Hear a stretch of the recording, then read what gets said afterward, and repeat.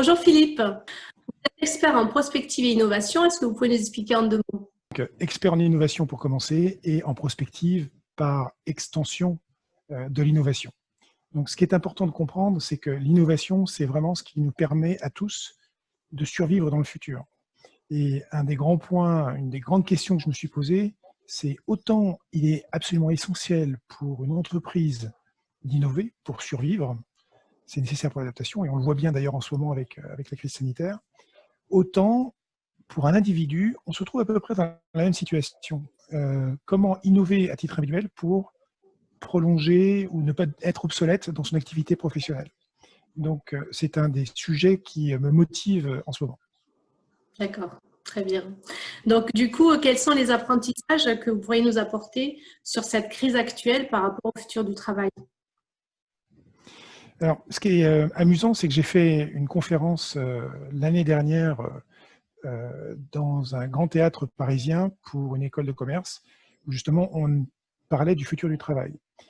Et le premier point que j'ai cité, c'est que quels que soient les plans qu'on mettait en œuvre pour son propre futur, ça ne se passait jamais comme prévu.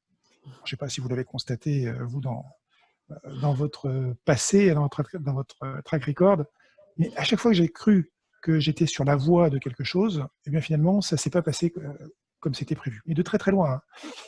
J'ai travaillé pour IBM aussi, j'étais doctorant à l'époque, et j'ai quitté IBM parce que je me suis rendu compte qu'à l'époque, ça ne me convenait pas, alors que le directeur du centre, quand j'étais missionné, m'a dit « Mais attendez, monsieur Boulanger, vous ne pouvez pas quitter IBM, ça ne se fait pas. Vous n'imaginez pas le futur que vous avez ici. » Je suis bah, si, justement, je l'ai imaginé et ça Ça ne me vous plaît convient pas? pas.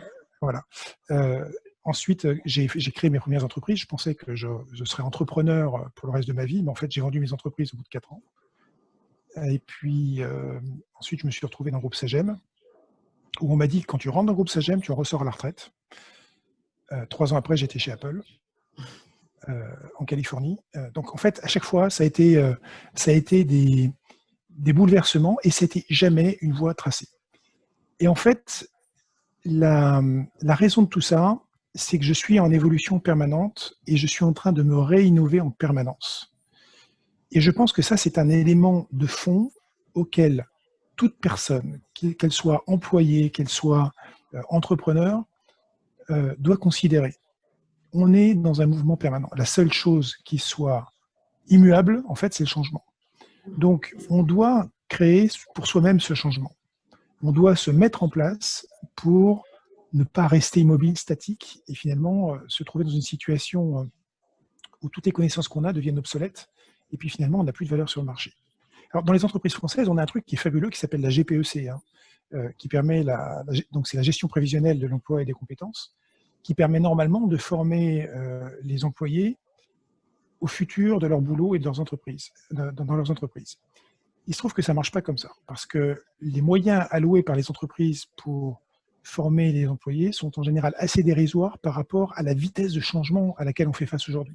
Ça fait partie des choses que je délivre dans mes conférences, c'est à quelle vitesse le changement va aujourd'hui, dans une vitesse qui accélère en permanence. Et donc oui, on ne peut pas suivre si on reste juste sur la GPEC. Donc on a tous une responsabilité qui nous est propre d'évoluer par nous-mêmes, de prendre l'initiative d'apprendre en permanence.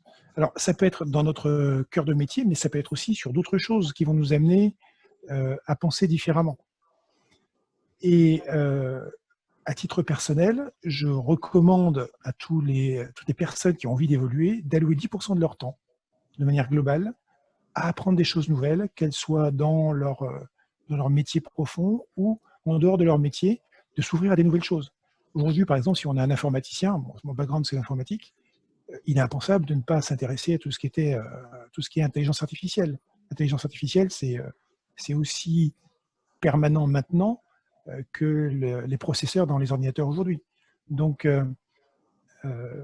les gens qui n'ont pas fait cet effort d'apprendre en permanence vont se retrouver dans une situation qui va être assez complexe. Donc oui, réserver 10% de son temps pour apprendre en permanence, c'est l'essentiel pour appréhender le futur du travail. Donc aujourd'hui, par exemple, en tant que conférencier, je me suis retrouvé dans la situation où le 15 mars, on m'a dit, toi, tu restes chez toi, et puis il n'y aura plus de conférences en présentiel. Il se trouve que, par passion, j'avais appris tout ce qui était vidéo et photo avant. Bien, le 16 mars, j'avais monté un studio de vidéoconférence qui me permet de faire des webconférences. Alors, c'est ce que vous voyez en ce moment. Je vois. Mais du coup, voilà, ça permet de s'adapter. Exactement. En fait, c'est un esprit adaptatif. C'est-à-dire, dès l'instant où on est dans un état d'esprit où on se dit je dois bouger en permanence et je vais évoluer en permanence, eh bien, on est capable de le faire. Et puis, on sait surtout, alors ça, c'est la mentalité plus entrepreneur, que tout ne marche pas forcément la première fois. Donc, ça veut dire qu'on va itérer pour trouver la solution. Merci beaucoup. Bonne journée, au revoir. Au revoir.